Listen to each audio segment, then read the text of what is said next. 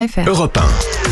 Vous écoutez Culture Média sur Europe 1, 9h30, 11h avec Thomas Hill et avec votre invité ce matin, Thomas. Je reçois ce matin la présidente du Centre national du livre, Regina Chondo, parce que vous venez de publier les résultats d'une étude fouillée sur la relation des Français à la lecture. Et alors, c'est une étude que vous commandez tous les 2 ans. Oui. Donc, c'est bien parce que ça nous permet de comparer un petit peu dans le temps l'évolution des choses. Et alors, cette année, c'est simple. Tous les indicateurs sont au rouge pour le livre. Globalement, les Français lisent de moins en moins. Et la baisse est assez rapide. Oui, la baisse est rapide et comme vous avez pu le constater, la tranche d'âge qui nous était encore fidèle, les 50-64 ans, baisse aussi. Décroche. Oui, parce qu'on pourrait se dire, c'est les jeunes, ils sont tout le temps sur leur smartphone et tout ça. Non, c'est l'ensemble du public. Alors, à l'exception des plus de 65 ans, c'est ça ? Voilà. À l'exception des plus de 65 ans, même si de toute façon tous les lecteurs réguliers, les grands lecteurs c'est 20 livres par an, les lecteurs réguliers là on a pris ceux qui lisent 5 livres par an, tous baissent. Et si on prend ce qui veut dire global... que le noyau dur des adultes qui n'étaient pas nés avec un smartphone dans l'oreille lisent moins aussi. Et ils consultent davantage aussi d'ailleurs leurs écrans et leurs smartphones. Et alors juste quelques chiffres assez édifiants. En 2 ans seulement, le temps de lecture a baissé d'un peu plus d'1 heure par semaine. Il était déjà pas très haut. On était à 3 heures. On est à 3h40 par semaine, c'est ça ? C'est 1 heure de moins par rapport à 2023. C'est fou. Et si vous regardez ça va très très vite. Si vous regardez la tranche d'âge des 15-24, on a là 35 heures passées par semaine sur les écrans. Contre un peu plus de 3 heures pour la lecture. Voilà. 35 heures par semaine. 35 heures. Voilà, un temps de semaine de travail. Travail complet. Et il y a une baisse qui est plus marquée chez les hommes que chez les femmes ? Oui, enfin, les hommes ont toujours moins lu. Donc, je dirais qu'en tous les cas, la différence de relation à la lecture entre les hommes et les femmes n'a pas bougé. Ça a toujours été le cas, ça. Tout à fait. Alors bon, quand je dis smartphone, écran, etc., je veux pas donner l'impression que je suis un dinosaure et que je veux pas vivre avec le monde moderne. Vous avez un smartphone aussi ? On pourrait le penser, compte tenu de mon grand âge. C'est pas tant ce sujet-là qui nous pose problème au Centre national du livre. Nous, on s'intéresse à la lecture. Par le biais de la lecture, on est arrivé finalement à avoir beaucoup dans notre étude de questions sur la relation aux écrans. Ce qui nous perturbe, c'est le temps passé aussi sur les écrans. Évidemment, notre question est à faire autre chose que lire. Parce que beaucoup disent, mais les jeunes lisent autrement, ils lisent aussi sur leur écran. Généralement, quand on parle, nous, des écrans, là, dans les 35 heures, on est sur réseaux sociaux, répondre aux SMS, Snapchat, vidéos sur YouTube, etc. J'ai là aussi rien contre cela. À ceci près qu'on sait que les réseaux sociaux sont suffisamment bien faits pour nous enfermer sur le plan algorithmique, répondre à une sorte de désir d'aller trouver ce qu'on connaît déjà, qui est tout le contraire de la lecture, qui au contraire est une fenêtre ouverte sur le monde, ouverte sur les autres. Et donc, je crois qu'il est temps là d'avoir un sursaut individuel, collectif. On parlait tout à l'heure de l'école, et vous avez d'ailleurs vu que la ministre de l'Éducation nationale va vraiment mettre en œuvre en septembre ce qui était déjà décidé, à savoir le fait de ne pas avoir de portable au collège, en tous les cas de portable allumé, évidemment. Je crois qu'il faut un sursaut de nous tous et de tous ceux qui sont en relation et en prise directe avec des enfants pour prendre l'habitude d'éteindre nous-mêmes nos portables ou de ne pas les consulter lorsqu'on est avec eux. Et ça, je pense que c'est jusqu'à l'âge à peu près de 17-18 ans. Les parents, en priorité, évidemment, les parents qui donnent l'exemple. Les parents, tous ceux qui sont en relation avec des enfants doivent prendre l'habitude de ne pas consulter leur portable.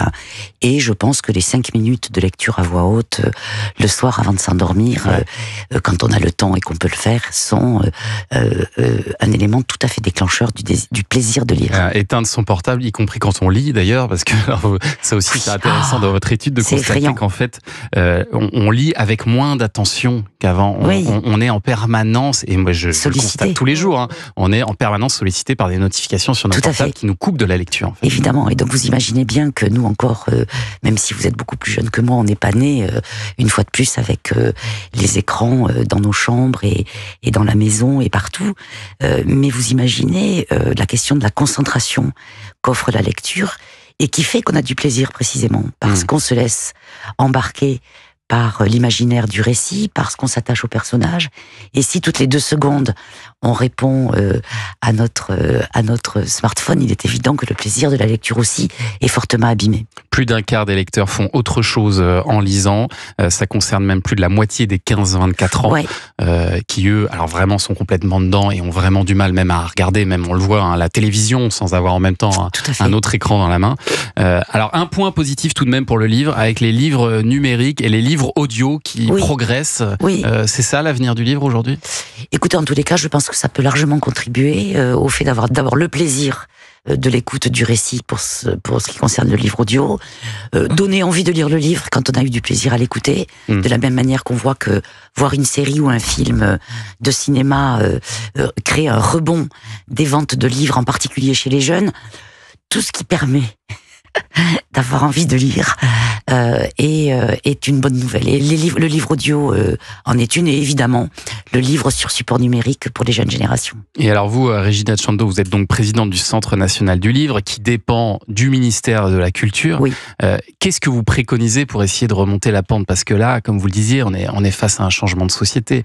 On a en face de nous un mastodonte avec ce portable, avec ces tablettes, avec ce monde numérique. Oui, vous savez, je sais que les chercheurs sont pas tous d'accord là-dessus, mais les philosophes aujourd'hui, les penseurs considèrent que la révolution là n'est pas technologique uniquement, qu'elle est anthropologique, c'est-à-dire que d'une certaine manière, elle modifie le comportement de l'espèce humaine.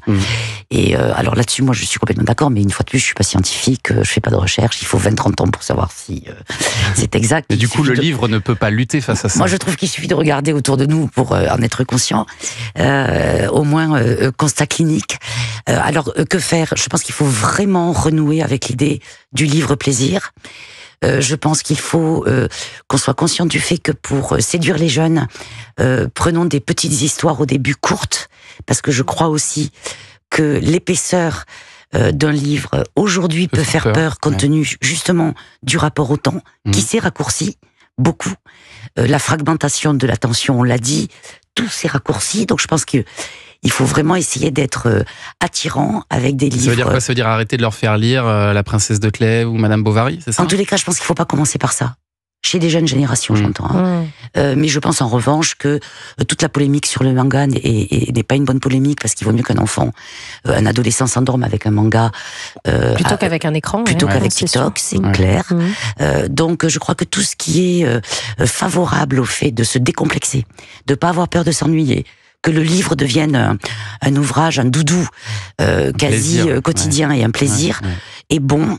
Ça ne veut pas dire qu'ils se mettront pas à lire des textes plus exigeants plus tard, mais je pense qu'il faut vraiment commencer. Et je pense que si la poésie chez les jeunes est en train de retrouver ses lettres de noblesse, et d'ailleurs une jeune poète québécoise est rentrée au bac français en septembre dernier, ça me paraît être une extrêmement bonne idée.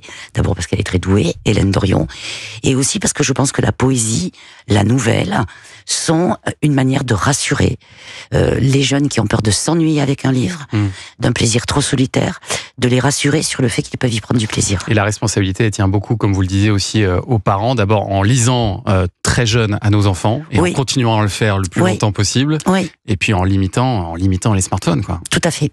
Et puis je pense que l'ensemble de la chaîne du livre aussi doit s'emparer de ce sujet. Et vous parliez d'Hélène Dorion du bac français. Il faut beaucoup lire pour le bac français. Il y a de nombreux ouvrages qui sont au programme. Bien, sachez qu'Europe 1 a créé un podcast qui s'appelle Révise ton bac avec Anissa, et on vous explique ces livres. On vous donne l'histoire, le contexte historique, etc. Donc voilà, ça dure une quinzaine de minutes, et vous pouvez réviser votre bac en écoutant ce podcast. Et en écoutant Anissa surtout. Oui, surtout le podcast qui peut vous aider à avoir des bonnes notes, peut-être. Le goût de la lecture.